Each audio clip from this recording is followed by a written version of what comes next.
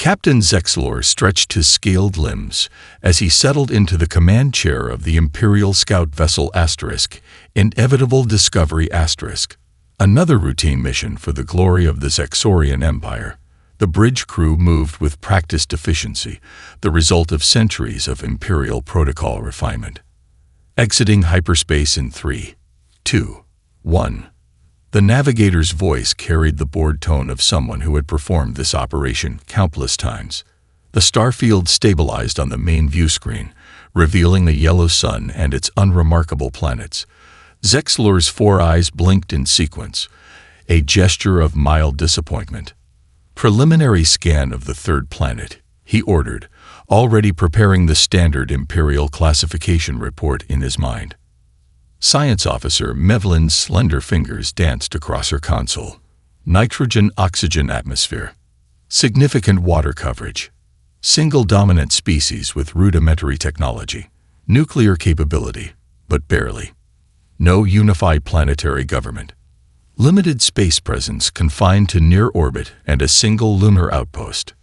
Zexlor nodded. Exactly as expected. Classification. Pre-interstellar Category 3. Perfect candidate for standard subjugation protocols. Mevlin replied without looking up. They call themselves humans. The planet is Earth.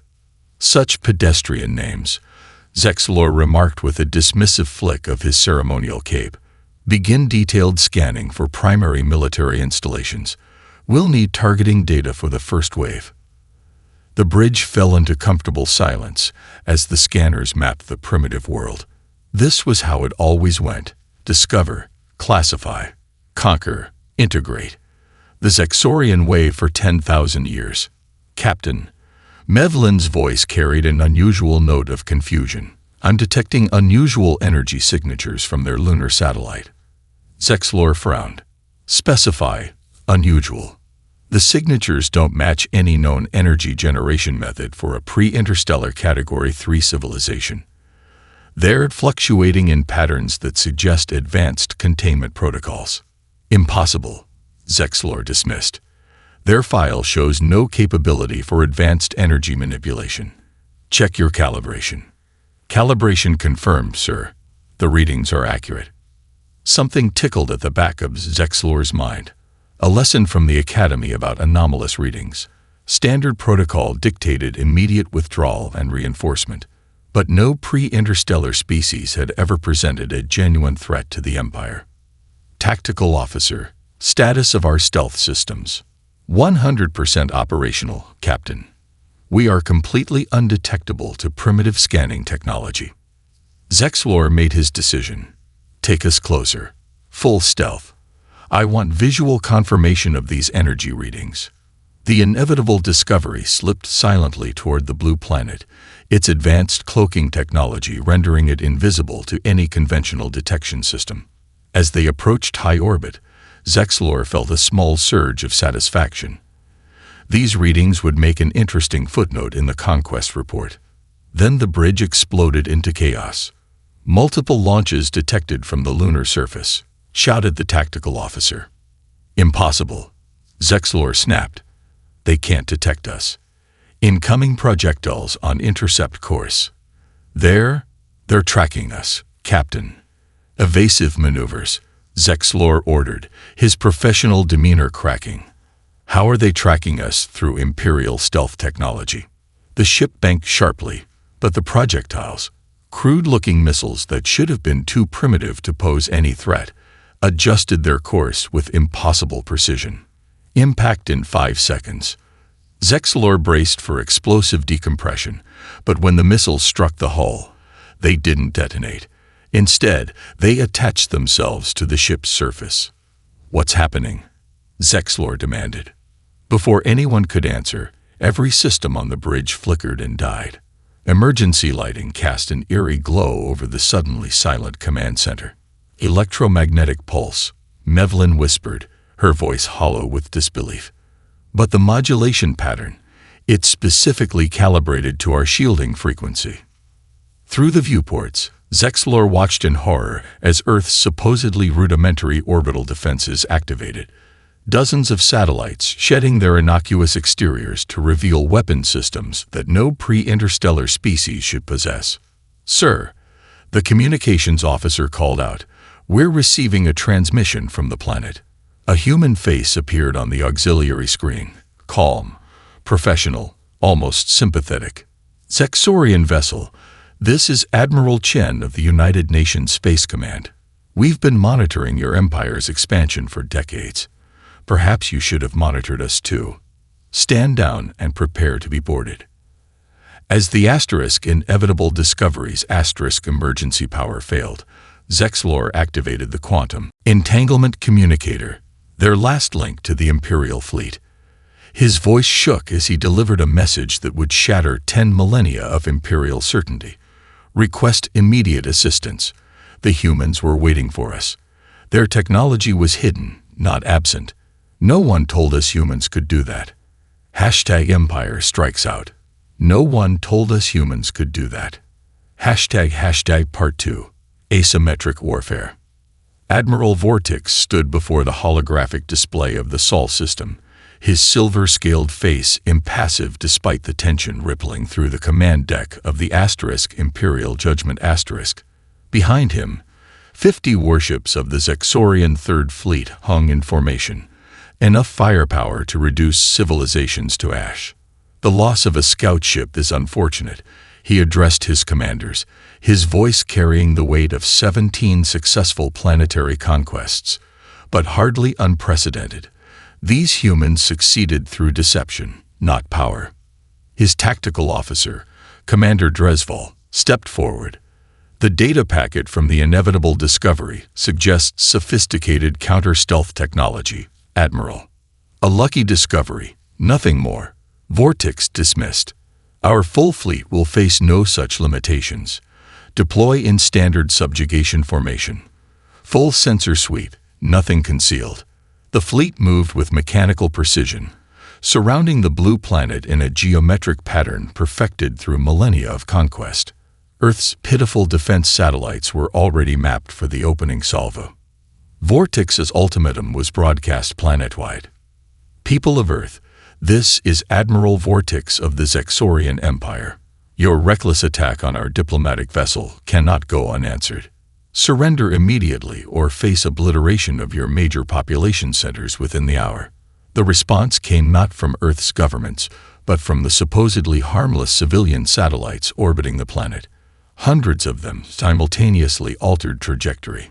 "Sir, multiple objects on collision course with our fleet," reported Dresval, amusement in his voice. "They appear to be communication satellites." "Let them come," Vortex said.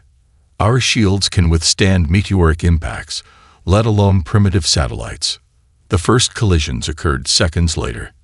The satellites didn't explode on impact.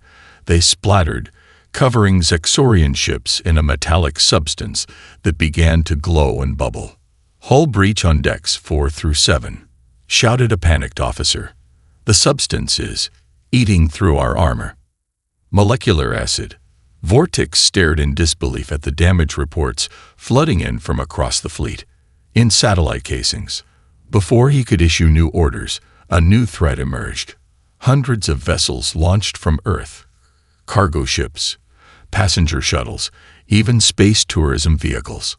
The fleet's targeting systems classified them as non-threats until they opened to reveal makeshift fighter squadrons inside.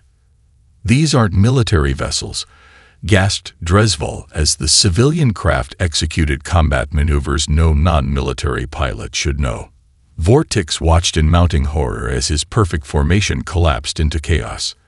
3 dreadnoughts were already disabled, their systems compromised by the acid. Civilian vessels swarmed the larger Imperial ships like insects, targeting specific vulnerabilities with uncanny precision. Simultaneously, his communications officer reported, "Sir, we're experiencing massive cyber intrusions across all channels. They're evolving against our countermeasures in real time. From Earth's surface, thousands of individual hackers assaulted Zexorian systems simultaneously, using attack vectors that adapted the moment they were detected." "Retreat," Vortex ordered, the word bitter in his mouth. Regroup at the outer system boundary. As the Third Fleet limped away with 18 ships lost, Vortex composed his update to Imperial Command, each word painful to acknowledge. The humans transformed civilian infrastructure into military assets overnight. Their entire population appears militarized despite no evidence of a unified military structure. No one told us humans could do that. General Caxfin's claws clicked rhythmically against the polished obsidian table as he addressed the Zexorian War Council. His reputation for ruthless efficiency had earned him command of Imperial Special Operations, and he had never failed the Empire. Direct confrontation has proven ineffective, he stated, careful to avoid criticizing Admiral Vortex directly. We underestimated their technological deception capabilities. My approach will succeed where brute force could not. The holographic display activated, showing detailed human anatomical models. My infiltrators will become them, not merely disguised as humans, biologically indistinguishable from them. Using the Empire's advanced genetic modification technology, Caxfin's elite agents underwent painful transformation. Skin softened, scales replaced with artificial epidermis, skeletal structures reconfigured. Implanted neural modules gave them flawless accents and memories to pass any interrogation. 3 days later, 20 perfect humans were inserted across Earth with impeccable cover identities. A technology entrepreneur, a military contractor, 2 university professors, several government bureaucrats, and various technical specialists.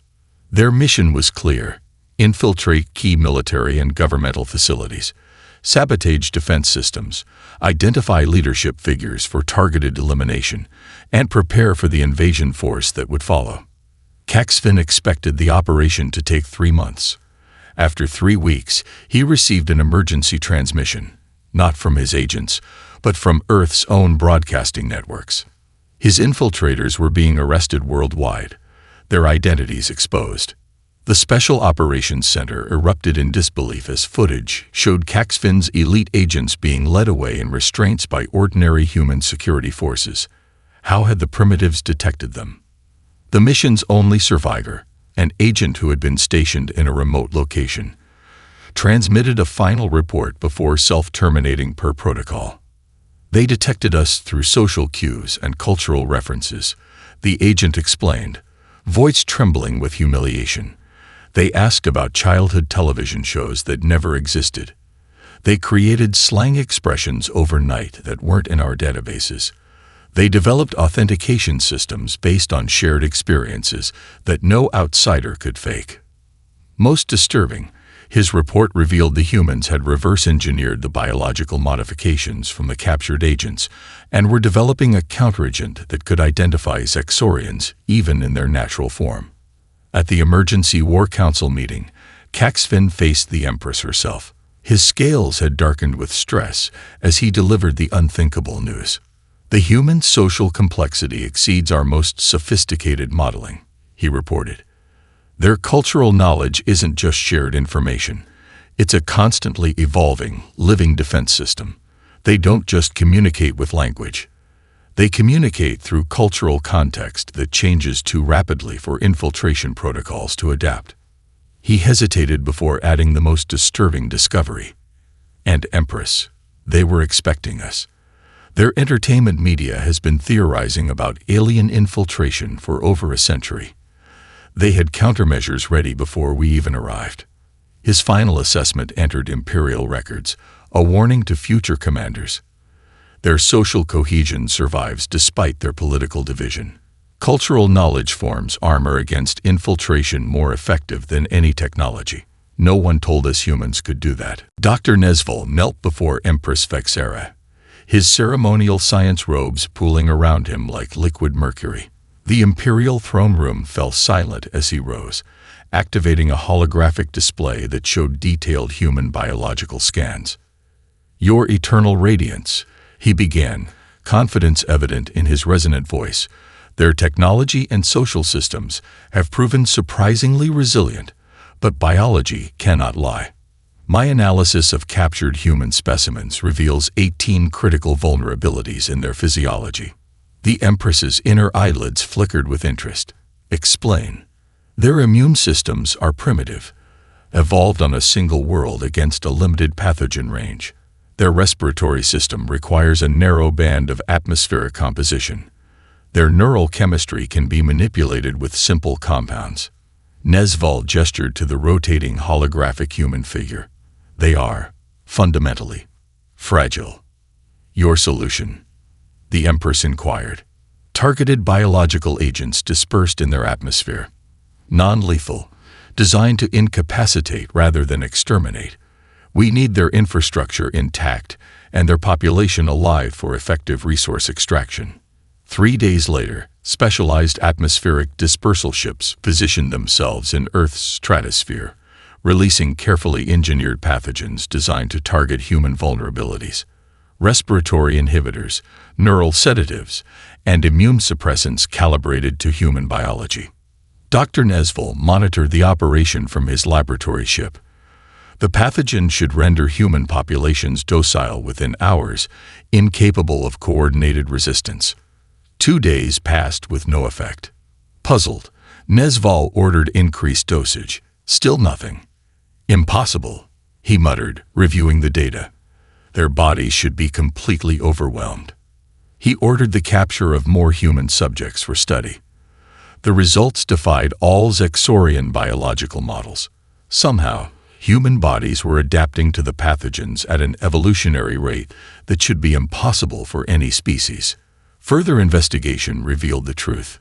Humans had been systematically exposing themselves to weakened versions of similar pathogens through their global vaccination programs, which they had accelerated after detecting the initial infiltration attempts. They've been preparing their immune systems specifically against our biological warfare, Nesval reported to his shocked research team. But our biological warfare techniques are completely unknown in this sector. The final revelation came when his research vessel detected a new pathogen spreading through the Zexorian Biological Warfare Division, a virus that affected only Zexorian biology, causing non-lethal but incapacitating symptoms. The humans had reverse-engineered a counterweapon targeted specifically at Zexorian physiology. As Nesval ordered quarantine protocols for his entire division, his emergency report to the Empress contained a disturbing conclusion. The humans have been studying us more effectively than we've been studying them. Their medical techniques appear primitive, but their application is ingenious. They turned their own biological diversity, something we considered a weakness, into their greatest strength. Their constant exposure to thousands of pathogens on their chaotic world has created an adaptive capability we cannot match. His final assessment, entered into the Imperial Scientific Archive, would change Zexorian biological warfare doctrine forever. Their seeming biological inferiority concealed evolutionary adaptability beyond our models.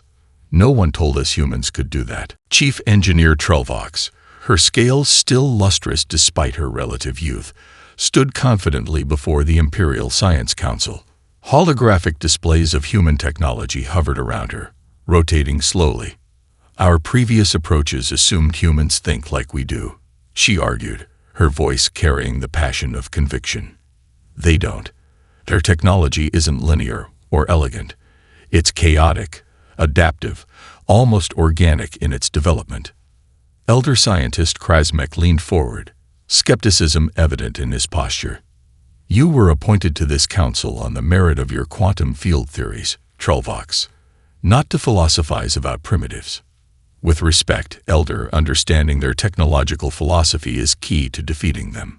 She gestured, and the holographic display shifted to show a new device. This is my solution. Autonomous quantum field generators that disrupt all electrical technology within their radius.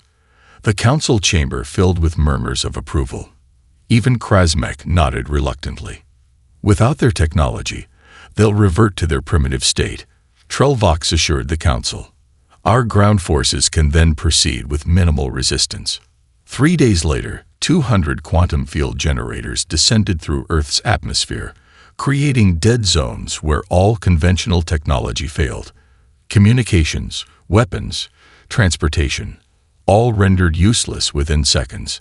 Imperial ground forces deployed immediately, expecting to find helpless humans scrambling in confusion and fear. Instead, they encountered devastating resistance. Report, Trellvox demanded as the first casualty figures reached her command center. The humans are using mechanical devices. The field commander's voice crackled over emergency channels. Powered by combustion, steam, compressed air. No electronics. No quantum signatures to disrupt. Impossible, Trellvox whispered. They couldn't adapt that quickly. But the incoming data couldn't be denied. The humans hadn't lost their technological edge.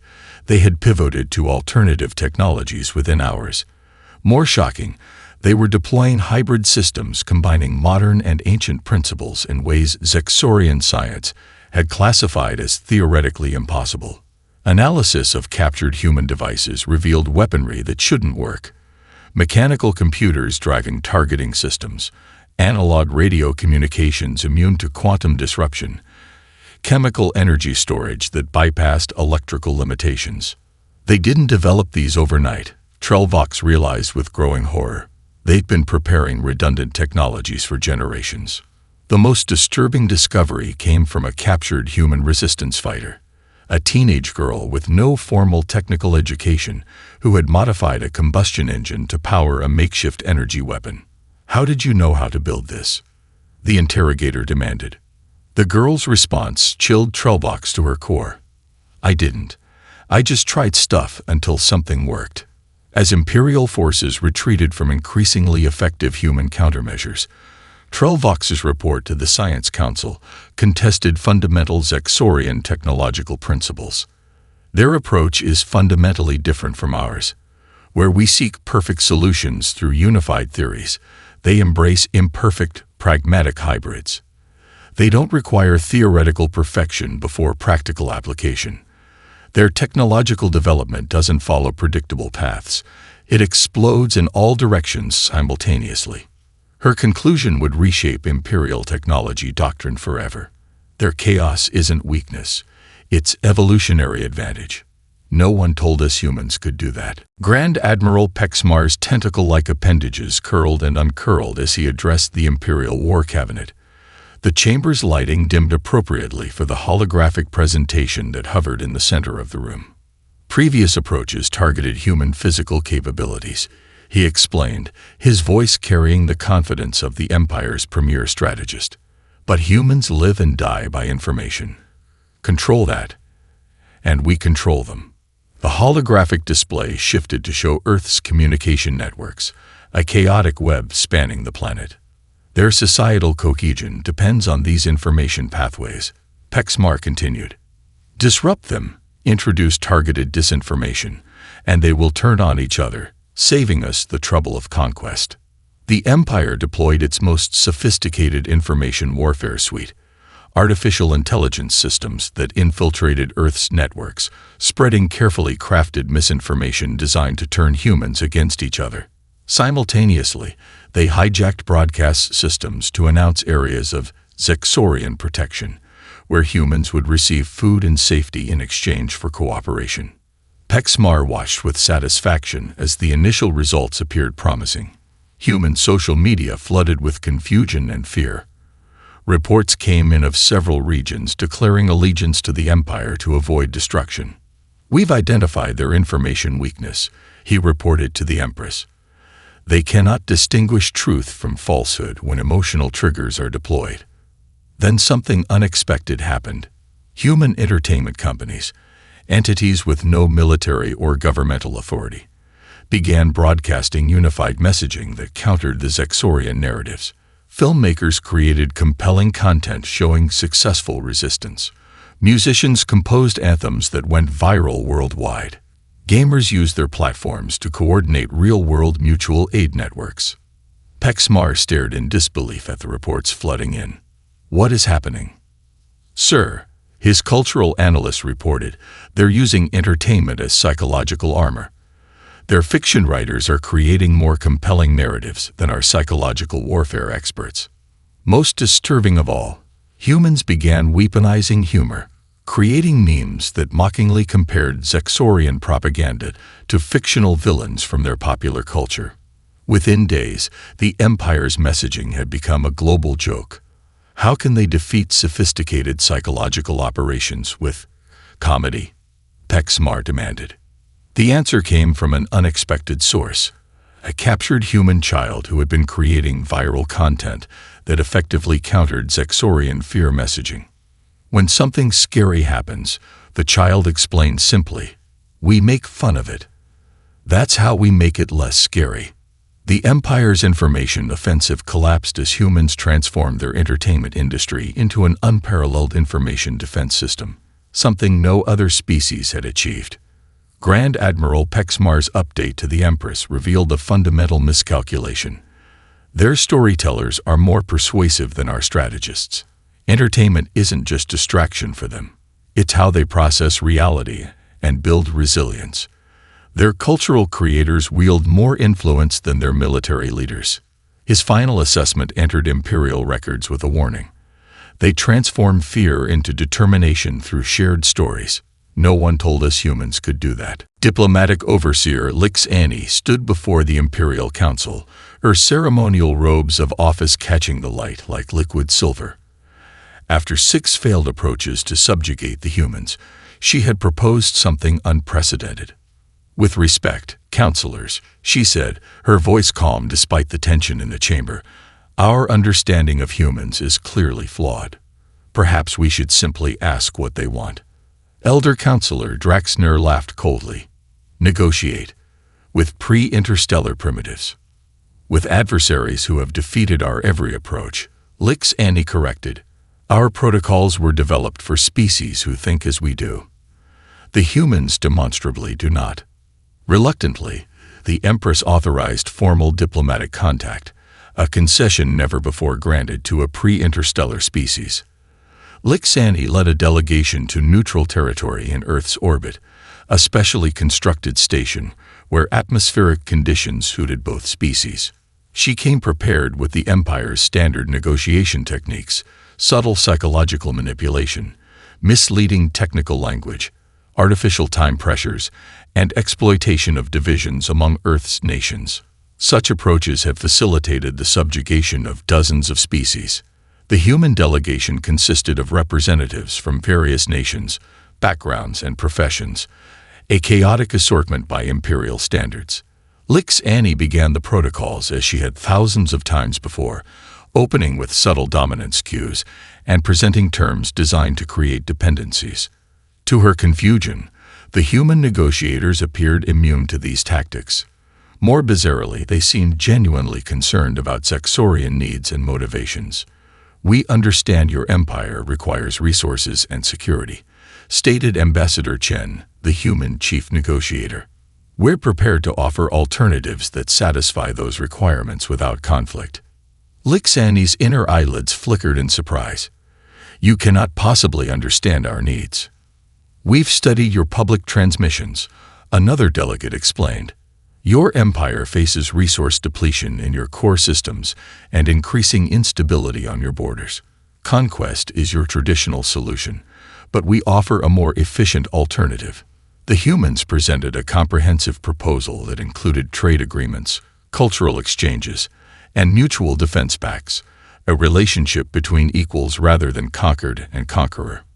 When Lix Annie questioned how pre-interstellar humans could possibly offer value to the Empire, they revealed projects and innovations that Zexorian analysis had overlooked, solutions to problems the Empire had struggled with for centuries. Most disconcerting, the humans demonstrated an uncanny ability to understand Zexorian emotional cues and cultural nuances, showing empathy for an alien species that had repeatedly attacked them. "How can you negotiate in good faith with those who sought your destruction?" Lix Annie finally asked. A human diplomat smiled. "Because we understand you were doing what you thought necessary for your people's survival. We would fight to protect our world, but we can also imagine what drives you to protect yours." Lix Annie's report to the Empress contained a recommendation unprecedented in imperial history. They negotiate not just for advantage, but for mutual benefit. a concept foreign to our diplomatic tradition. Their emotional intelligence extends beyond their own species. No one told us humans could do that. Empress Vexera, the Eternal, stood before the full-length mirror in her private chambers aboard the Imperial flagship *, Immutable Destiny *. 10,000 years of Zexorian tradition rested on her shoulders, embodied in the ancient ceremonial armor she now wore. Armor no empress had worn outside the homeworld in 12 generations. "This is unprecedented, Your Radiance," her chief advisor, Zolvan, cautioned. "No Zexorian ruler has ever traveled to meet a pre-interstellar species. No pre-interstellar species has ever forced us to reconsider our fundamental assumptions," the Empress replied, her voice carrying the weight of decisions that would echo through history. "Sometimes, Zolvan, tradition must bow to necessity." Her shuttle descended toward Earth's surface, escorted by both Zexorian ceremonial guards and human aircraft in a carefully choreographed formation. Below, the United Nations headquarters in Geneva awaited, neutral ground for the signing of the unprecedented Human-Zexorian Accord. "This could still be an elaborate trap," warned her security chief. "These humans have proven dangerously unpredictable." The Empress gazed out at the blue planet growing larger in the viewport. "If they wanted to destroy us, they've had ample opportunity." The landing proceeded with perfect precision. Representatives from all Earth's nations stood waiting. A chaotic assortment of cultures, races, and attire that would have seemed disorderly by imperial standards just months ago. Now, the Empress recognized it as the source of human strength. As she approached the podium to address the assembly, the Empress made an unprecedented gesture. She removed her ceremonial helmet, exposing her face directly to the humans. A gasp rippled through her entourage at this break with millennia of protocol. "People of Earth," she began, her voice carrying clearly across the suddenly silent chamber. "The Zexorian Empire has encountered thousands of species across 12 galaxies. None have challenged our understanding like humanity." She paused, looking directly at the assembled human leaders. "You have shown us that diversity breeds not weakness, but an adaptability we cannot match. You have demonstrated that cooperation can yield greater power than conquest. You have taught an ancient empire a new way forward." As the treaty was signed, the true revelation became clear to all present. Humans weren't joining the Zexorian Empire. The empire was being fundamentally transformed by its encounter with humanity. The final protocols included provisions unthinkable months earlier. A galactic council where all species had equal representation, knowledge sharing without restriction, and mutual defense against greater threats lurking at the galaxy's edge. Intelligence reports confirmed that news of the treaty was already spreading through the Empire's subject worlds, inspiring movements for similar recognition. Rather than weakening imperial control, the Empress had secured its future through transformation. In the privacy of her diplomatic quarters, the Empress confided to Zolvan, "Our empire conquered stars, but humans conquered our certainty. They showed us a future we hadn't imagined, one where power comes not from dominance, but from connection." Zolvan studied the treaty provisions with wonder. They'd given us access to their cultural archives, their art, music, literature, philosophy. They value these above technology. "Because they understand what we forgot," the Empress replied, gazing out at Earth's horizon. "Technology changes what a civilization can do, but culture determines what it chooses to do." She smiled, an expression few had ever seen on an empress's face. "No one told us humans could teach an empire how to evolve."